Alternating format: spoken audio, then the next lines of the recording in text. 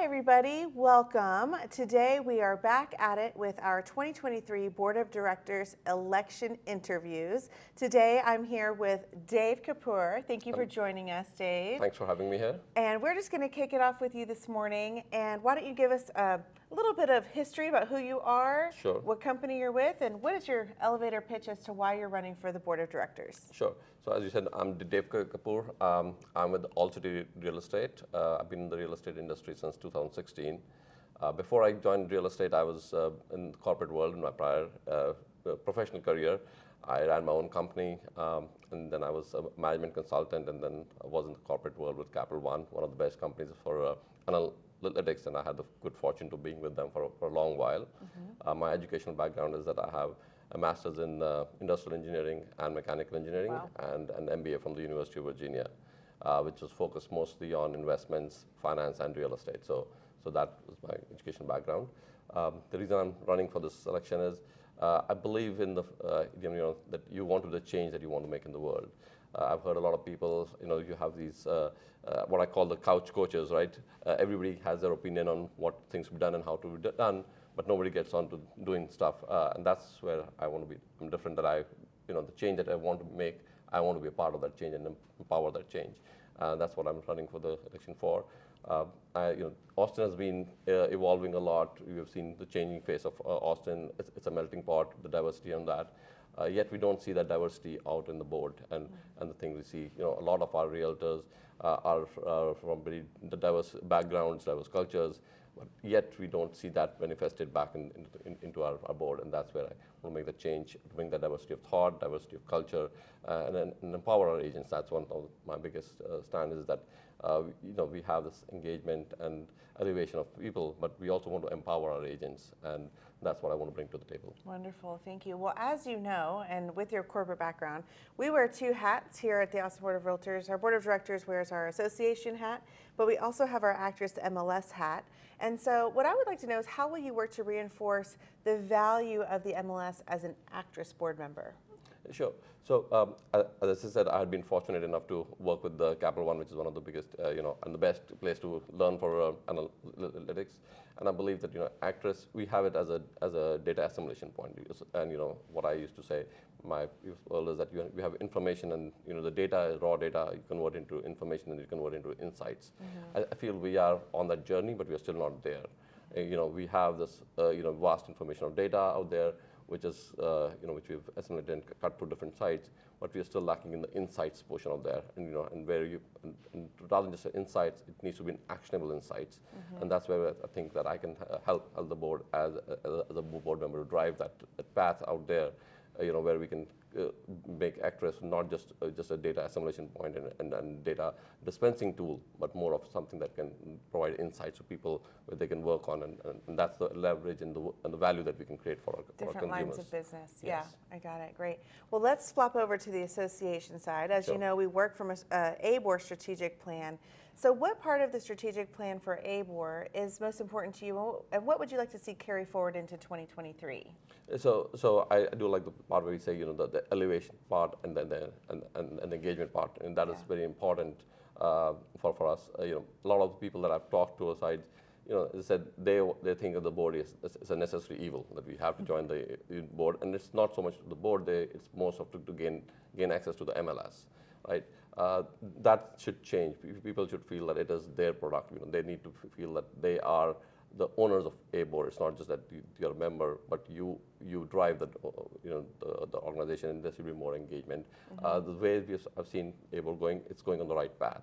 I would like to see that going forward to bring that engagement more, and the elevation of the experience that people have with that, to be more, providing that educational background that or educational offerings that we've had with ABoR, that is really good.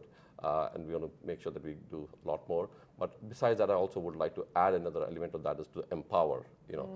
So that element I feel is missing in our strategic plan, and I would like to get that empowerment of members, not just brokers. I think that's where a lot of focus has been. But I would like to have the agents to be empowered to make that change, and we get more involved with the board. Great, wonderful. Well, you told us a little bit about your corporate background and some of your educational background, which is Awesome. What do you feel about you that you bring to the table that will help move the association forward as one of the seats on our board of directors? Sure. So I've been involved with a lot of diversity panels within my corporate world in my previous lives. As I said, I've run under my own business before, so I bring that experience of how things are done or what's the strategic vision.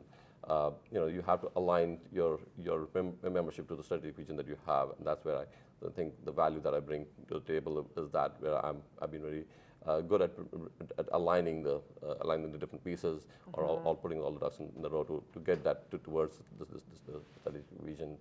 Besides that, as I said, I've been fortunate enough to have an experience with both my education background and my professional career to be involved in finance and to be in analytics. And that's where I would like to see where that I can bring value to see how do we drive that strategic vision and that strategic thing to bring more analytics into our MLS and the board. You're a puzzle piece person. Yeah, I am. I see when I talk to my clients also, I'm like, I'm here as a problem solver for you. Problem solver. That is my value that I bring to the table for you is the problem solving. And we talk of the different, what are the threats, the SWOT analysis that we can tend to do for things. People talk of the threats to the industry. A lot of people talk of the threats to the industry as being from outside the industry, right? Or technology. There are different companies coming in. There are these disruptors that basically are doing which are impacting our industries, different companies. But from my point of view, it is not the external people that we need to worry about. It's more of the internal side that we need to worry about, our own members itself. We need to value our own selves. I'm seeing a lot of the fact where people do not value their own services that they provide. When somebody is willing to write a contract for $100 or $500, I'll pay you $500. Just put your name on the contract. That's where you're devaluing yourself, and not just yourself, but the whole trade and the whole organization, because you bring more to the table than just that $500 and that is what people need to start thinking about themselves as that they are more valuable. The fact that the other side is about the internet. It's a great source of information, but it's also not the best source, right? You have if you have something, people go and check on themselves on WebMD, right? But still, you want to go to the doctor. You don't want to make yourself do your own diagnosis and everything and prescribe your medicines just based on WebMD. And that is where I see the risk is that a lot of people are doing that. And that's where we as realtors and the board need to create the value to see for the consumers as well as for our own membership to say, hey, we are more than just just a $500 thing. Well, you really hit the nail on the head with my next question. So it's a perfect segue here. What do you feel is the biggest challenge facing our industry, and what do you think that the Austin Board of Realtors and the actress side can do what should we be doing about that to help both, like you said, kind of within ourselves as well as maybe at a national level? Sure. As I said, we need to value ourselves more, and that starts with the fact that how do people become realtors, right? Right now, the perception is that hey, all I need is a month to become a realtor. You have 180 hours of credit hours that you need to do, and then pass an exam to become a realtor. We need to align ourselves to make sure to have that change. There should be a little bit more emphasis on the educational background and the qualification required and the eligibility to become a realtor, right? Because right now, if you see about anybody who's saying, oh, I'm doing this job, I'll just pass this exam and I can do it on the side. And that's what's happening, and that's where all these $500 people are coming in, where they say, oh, I'll just put my name in. And that's where I feel the threat is. ABoR has been on the forefront of a lot of things that I see. We have been championing a lot of different things in terms of technology, in terms of making change. And I think we can be the change behind it, the force behind it, to make that change, working with different other boards across the state. And I think that starts with the state, since real estate is a very state-driven thing, to say we'll work with TREC to see how we can change that eligibility criteria, to say that somebody cannot just, when they become a realtor, it means something. It's a career. It's not just a side thing that I can do, as a pastime. Yeah, yeah. Well, thank you for joining us today. What I would like to know is, do you have any last-minute words for your colleagues as they go to vote for their 2023 Board of Directors? what would you like to say to them lastly as we wrap up our interview today? Sure. So, obviously I'm here for the board, so I would like your support, and I would like to consider me and vote for me.